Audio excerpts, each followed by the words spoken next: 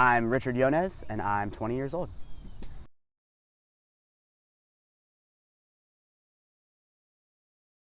Something that I love is a good walk. My girlfriend and I, we've made a point to go on weekly walks, which is really nice. And there's something just so therapeutic about just going on a good walk to clear your mind, have a great conversation. It's something that I love and look forward to during the week. The medial schoolwork is kind of annoying. There's a lot of stuff you can just teach yourself online or whatever, and a lot of stuff that just seems like common sense. And so when you've got 3 assignments on something like that, it gets kind of annoying. But you kind of just want to get past it and do whatever you want to do or whatever. I always say that the best usage for schoolwork is to get done with it so you can do what you want to do. My dad and I share this. We love little fail videos or whatever. It's such a like basic humor or whatever. It's anything with somebody falling down, flat on their face, or just tripping on something or whatever. Something dumb humor like that. I get a kick out of all of it. This. No, I'm kidding. Being in a room full of people that I don't know, as long as I know 1 or 2 people, I think I'm good. But man, if you plot me in any social gathering where I don't know anybody, it's like not really having a safety net there. If you say something stupid or screw up or whatever. I love new people for sure, but when there's just all of them and I don't know anybody else there, then that becomes a little daunting for sure. From Lovers Rock by the Brook and the Bluff. A big group of friends and I just went to go see this show. And this line goes, when I need to be rescued and I need a place to swim, I have a rock to cling to in the storm.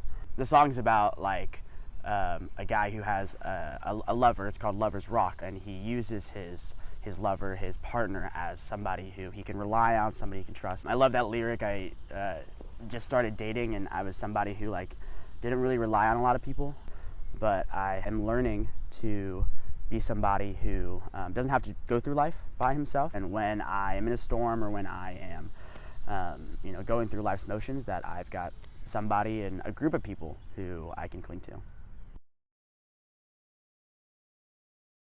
Probably a good bowl of rice.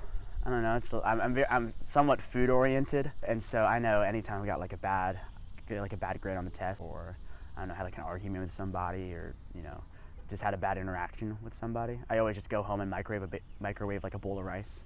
Oh my God, I eat it straight up like that. My mom makes fun of me all the time because I love plain food, but something about a bowl of rice is really great. With I would say more creamer than the average Joe, but I don't drown it in creamer. But I don't really use sugar. I think the creamer's enough. But I do like it cold more often than hot. Running. People think I'm crazy for running a ton or all the time, but it's kind of like walks for me. They help clear the mind, and whenever I'm trying to process something or going through something, I'll always go on a run. I think it's underrated because I think people feel like they need to be a runner to start running. And I would say no, a little baby jog or whatever is just so nice. A little bit of cardio helps get the blood flowing and stuff like that. People should do it more. I already used rice as an answer, dang. This isn't a thing, but my mom, I really do love my mom. She's really great. I know that there's always gotta be somebody like my mom who I can come home to, get a good meal out of or whatever, have a good conversation. She's just gonna be somebody who's gonna love me till I'm dead.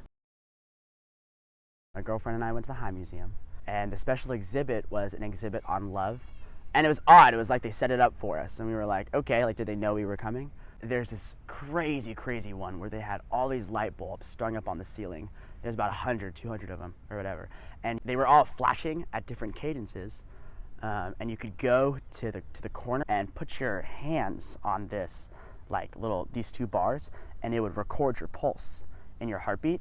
And it would record it and put it in the next light bulb, and it would push all those heartbeats over. And so what you're essentially looking at are 200 different people's heartbeats in this room, and it was just super great. And so I just remember I didn't really know what was going on until my girlfriend went up to go try it, and then she has her arms there, and then the room goes dark for a second, and then it's just her heartbeat on the light bulb, and I was like, oh, that's just the coolest thing ever. And she looked at me back, and we were just so amazed, and it was a great little connective moment forest there, and it was just really cool being able to like see her, her pulse, her heartbeat right there, and then like I recorded mine and we got to look at mine, and it was just a really interestingly intimate moment, which was really awesome. That literally was so cool and just so interestingly deep. I love math. That's something that I came to terms with like a couple months ago. But like I used to hate that I loved math. Or like I do math for fun. Like I read math books on like statistics or whatever, and I'm reading this one really great math book that like tracks the different mathematical theories through the years and how they're applied. And it sounds extremely nerdy, but I love learning about math. I love reading about it. I love teaching it. So lame, but I love it. Love others as much as you loved yourself.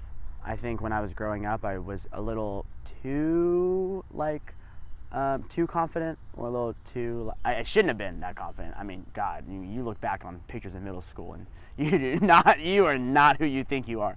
But I think like that self-perception of myself really inhibited me from like loving people really well, and I think people need to be loved as much as they deserve to be loved by you, and I just wonder how much different my childhood would look like, and how much my life would differently my life would look like now if I just started loving earlier in my life, for sure.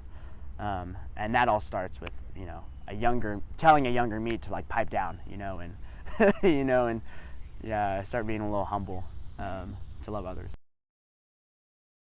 I really love this kind of like lax, do whatever attitude that I have. It does a lot of things for me. Like I don't really care that much about being embarrassed, or I don't really care that much about like making a fool out of myself or whatever. So it lets me try new things, and lets me meet new people, and lets me do a ton of stuff, and lets me take risks.